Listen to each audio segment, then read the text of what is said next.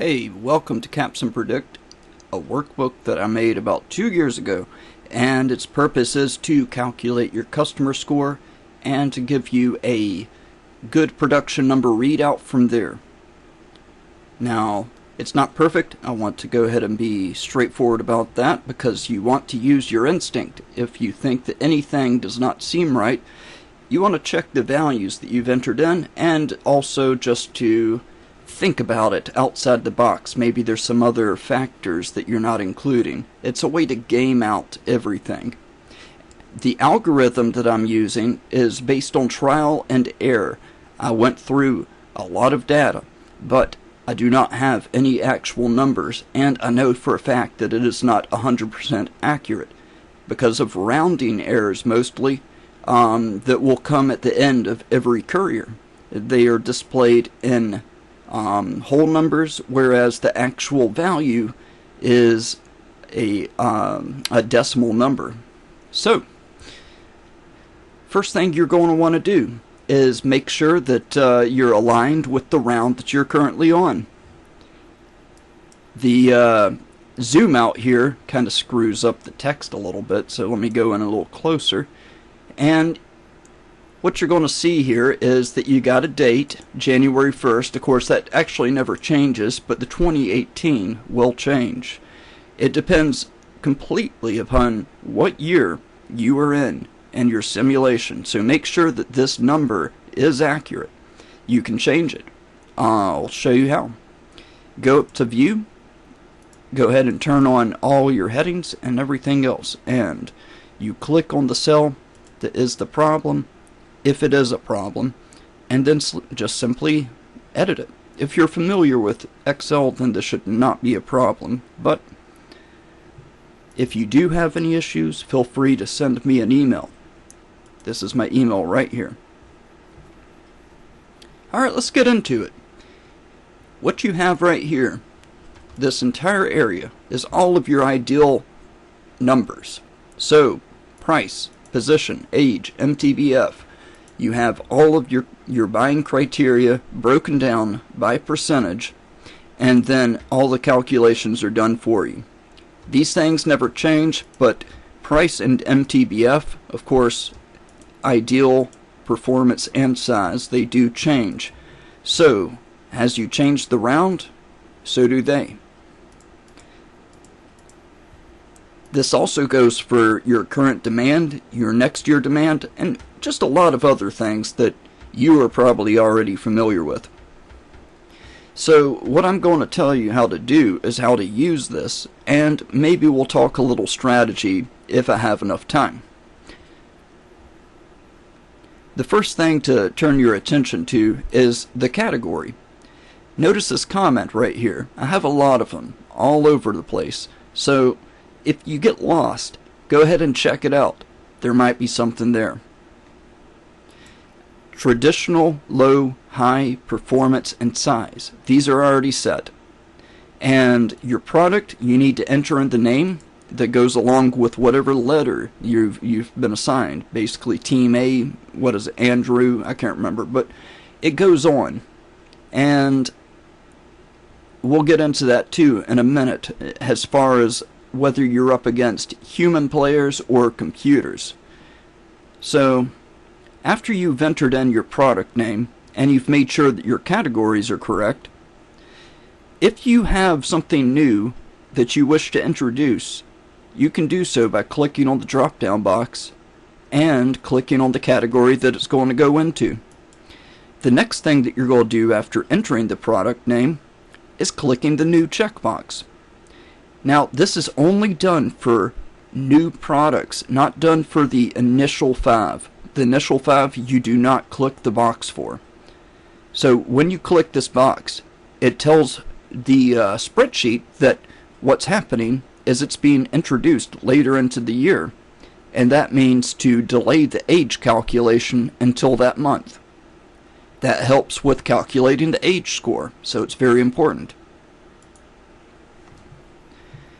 Current performance, current size, current MTBF, and age. These are the things, well, there's these, and over here the awareness and the access. These are the things that you start your year off with. So they're going to be in the courier, and you want to put those down exactly how they are in the courier. The revised PFM, or performance, size, MTBF, your revision date, month, and year, as well as your price, your promo budget, and your sales budget, are all information that you want to decide, that you want to predict. That's what you're going to go with. You want to see how it looks. Of course, you've got what you do in the simulation. It gives you a few little facts and figures that you can go off of. But this is kind of a supplement to that, because that is not going to tell you anything about an estimated customer score. It will give you an estimated forecast, but that forecast is really useless because it assumes that you're in a vacuum, like there's nobody else competing. So if it was just you, then that would be fine. But if you're up against anything else, which is the default, then that's a useless forecast. So for revised performance and size, I've already put in all the numbers that I did personally with my team when we were newbies and we went through our first time. This is round 0 information, and this is round 1 information. Going back to this round thing, by the way, if you notice it says round 1, that's where you want to start, because round 0 you don't do anything in. You just get the data from it. Round 1 is the round that you are making predictions for, and the round that you start with on here. But if you did want to look at 0, you can do that. So you want to put this stuff here fairly close to whatever the ideal numbers are. But that's not always the case. You don't always want to go for the ideal. That's a strategy though, and we're not talking about that yet. Alright, revision, day, month, and year. Very important that you notice that this starts with day, not month. So put in the day first. If you mix them up, you'll probably know, because it'll give you a huge difference in score. Take a look real quick. We're going to zoom over here so you can see the customer score, which is currently 41. What if I entered in, I don't know if it's going to make a huge difference or not, but let's see. 12. That was a big difference. 20 points. So that's because maybe you entered in the dates backwards. It happens. I do it all the time. You just want to be very thorough and recheck all of your information. So that said, you've entered in all this information, including last year's awareness and accessibility. It will then break down everything and give you a score, a raw score, for each category. Also, this is not the score for age, it simply tells you what the age is going to be in December. This awareness category, it tells you what the awareness and accessibility are going to look like. It is usually very accurate, but it can be wrong. So when you start the next round, you're going to want to put the courier values in to adjust for any rounding errors.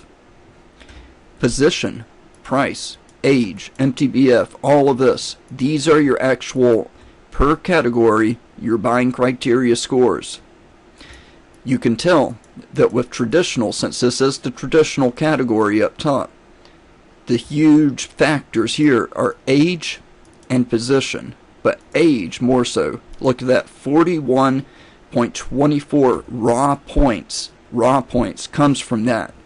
And then you're going to look at your estimated demand, which is actually a little bit out of order, but here's your raw score, 55.70. There's also a bonus, and there is your deductions for not having 100% awareness and accessibility. So you will be deducted 5 points, then 10 points essentially, your credit deduction, and your TQM addition. Actually, credit is an addition too, my bad. And the rest, I put in a question mark because it's really just too complicated to explain in a video.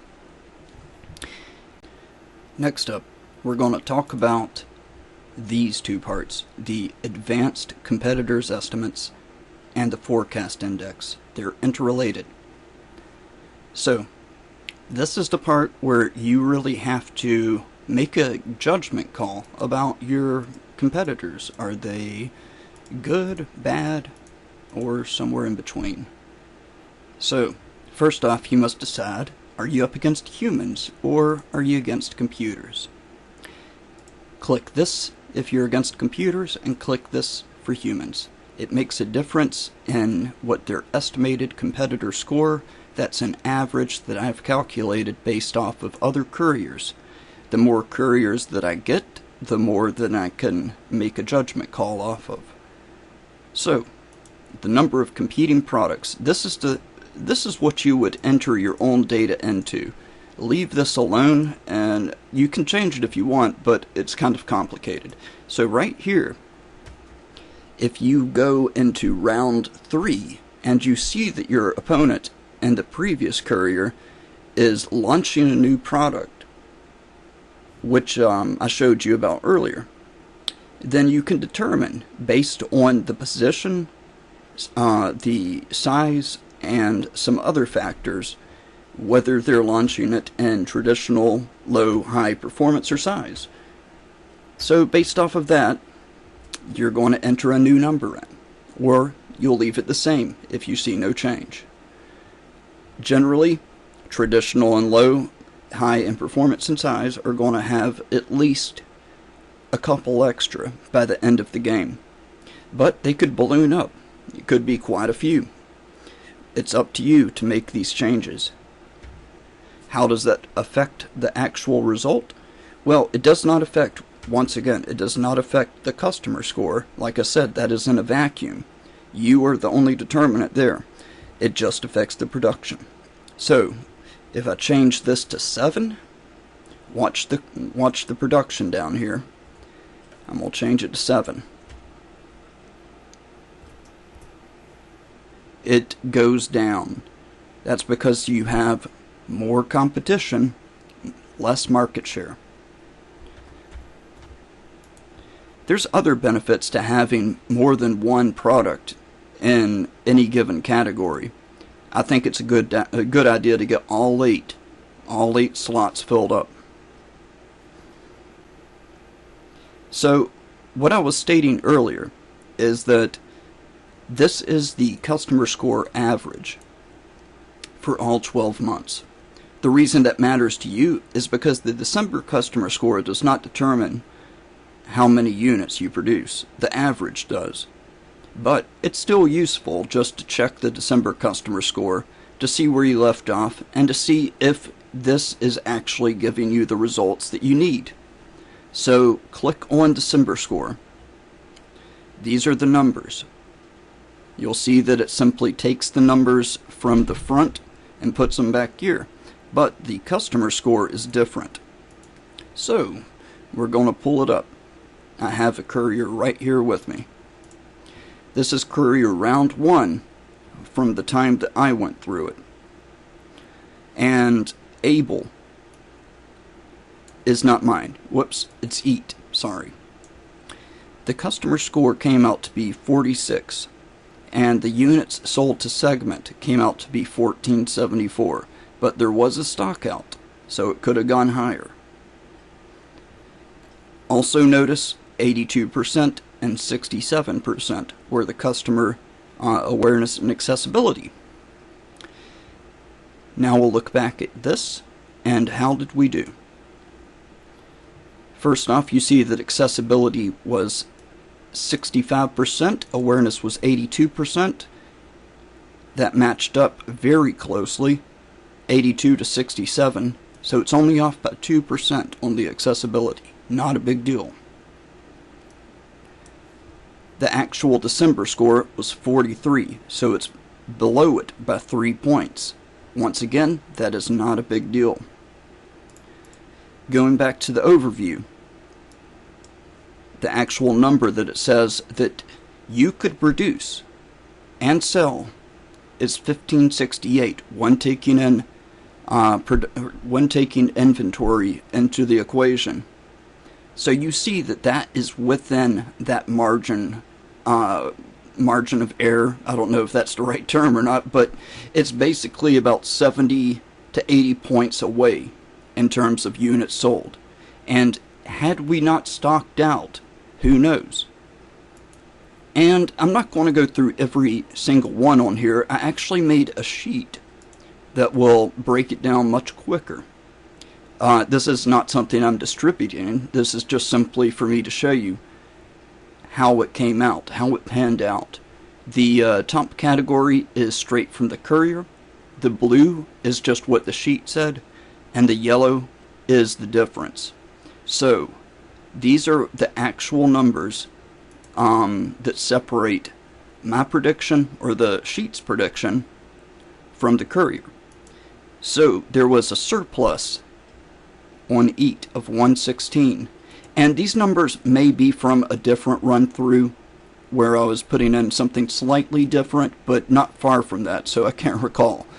But they are, I'm pretty sure, the ones from this one. Anyway, negative 78 for Ebb, only 2 on Echo, negative 4 on Edge, and 10 on Egg. Now, you're saying to yourself, well, that's incredible. But you have to keep in mind that I still had access to the competitors' customer scores at the end of the courier, so I was able to enter that data in retrospect. Had I not had that courier, then I would simply have to guess. But in your case, you are going to have that data. You're going to have the data from an amalgamation of different scenarios. So it's not going to be spot on, but it could be good enough for your case. You're going to have to enter in, like I said, the number of people that, or the number of products that you're competing against. You are not including your own products in that. Your products are not included. And over here is the customer score. Negative 6 was the biggest difference. And the second round, it got a little bit further away, but the big deal comes when you're seeing massive swings. Like, you would have to be missing by like tens of points before you saw a real negative outcome from making some of these predictions. So it's not going to be perfect. That's why I want you to make your own judgment call. That's why I showed you both these rounds, because I wanted to show you just how accurate it can be, but also how accurate it can't be. This first category is when I did not supply it with updated data. I didn't guess right. The second column is when I did supply it with updated data. So you see there's a difference here. Negative 345 below the target compared to negative 184. And I mean, when you take the absolute value, you're looking at about, what, 14 or something? I can't do spot math. Here's a good one though, 79 and 11. Alright, so at this point, I'm going to go over a couple of the other mechanisms that will help you out here. We've been over every other part. This is the fast swap mechanism. All that does, and I'm not going to click on it just for the sake of preserving this data, but if you click on it, it will transfer this data right here over to this side of the sheet. So it'll take the revised performance, size, MTBF, and age. However, you should still double check the courier, because for the awareness and access, I did not have it transfer over from this column. I wanted you to put that in yourself. That is the end of the main segment. I will discuss a little strategy, but before I do that, I wanted you to look right here. This is just a little thing that maybe if you appreciated this, then you would be willing to look at my next project. It's not related to Capsim in any way, but I will need some people who can quote unquote beta test it, and that's all I ask in return. Anything is helpful. So for strategy, here are some suggestions, and I do have a few. We've already been over the AR lag. That is one important thing to do. I would always move it to at least 45, if not 60, but maybe 45 the first round, then 60 in the following rounds. Then just leave it there. You can drop it lower if you think it's necessary, but generally don't do that. The AP lag, even though it's an inactive feature on here, I don't really know why I put it on here. I think I was planning on expanding this to the finance parts as well, but that was just too much for me at the time, and I don't have access to the system like I did then, so I can't do it. But for your AP lag, I would just leave it at 30. If you go any lower, then you're really not getting the same kind of trade-off that you do with AR lag. If you go higher, then you're going to have some rebellions from your suppliers. It's just not worth it. TQM demand, you have 0% to start off with, but you can go up to 14.5%. Oops. Let's see if I can get this to actually... There we go. It says 15, but it really sits at about 14, maybe 0.3 at the end. I would have to look at the courier. When you get to that TQM, if you can, even if you can't, I would say take out the loans and get that stuff going. It pays off so much that it's incredible. Some instructors put this in like on the 8th round, which are very late in the game, which in that case it might be worth not doing. But if it's at round 4 or earlier, then you gotta do it because it pays off so much. Speaking of that, there's also the HR. That's a different module, and that's a super easy one too. Max it out. Put in everything you can. You never want to have anything less than max in HR. And I know there's plenty of other strategy videos out there, but I'm just telling you from experience. There are some strategies that I would not recommend, but the strategy that I've seen people do that do work have involved using only just one segment and beating people because it has less risk. It's just a really safe strategy, going with just one category and just being incredibly accurate. The other strategy that I've seen is doing the same thing with only five, the starting 5, and just being very accurate in them, and then waiting till towards the end before they launch a new product. Now, for me, I'm more about just overwhelming people, because I do like to brag a little bit, I won't lie. If you want to get one of the top scores against your competitors, not only in your class, but within the international ranks, then you're going to have to get all 8 of these filled up very quickly. That's because you're basing your score off of that one figure that I can't quite remember what it's called, but it's within the simulation itself.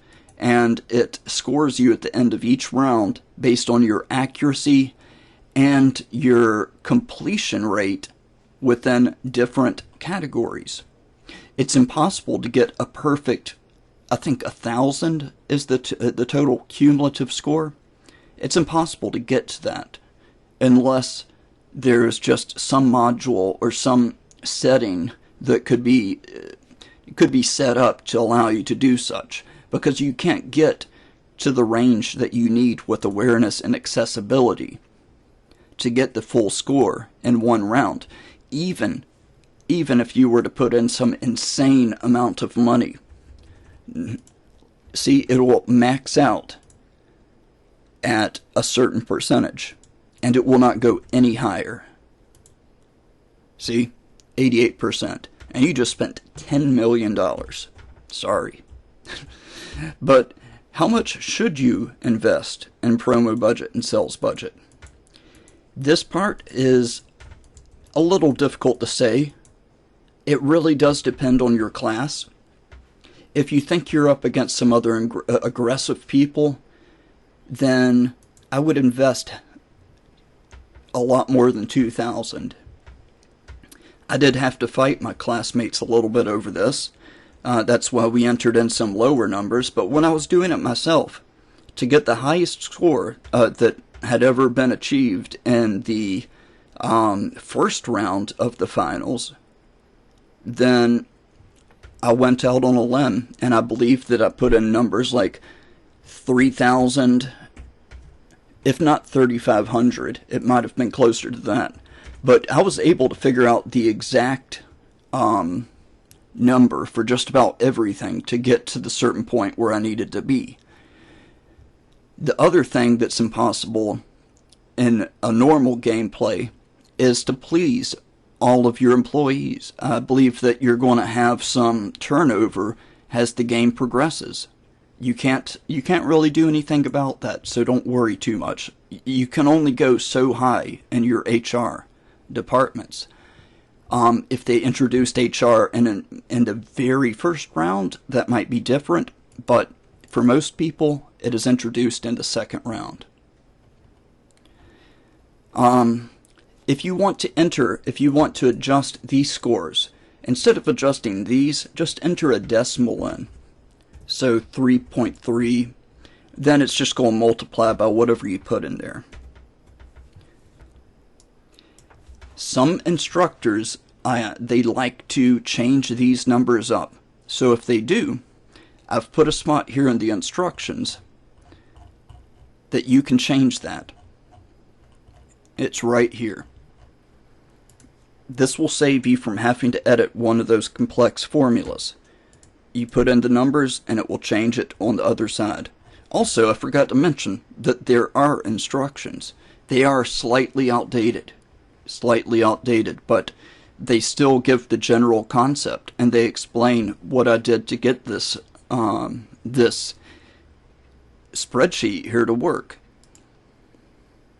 There are other tabs that you can check out.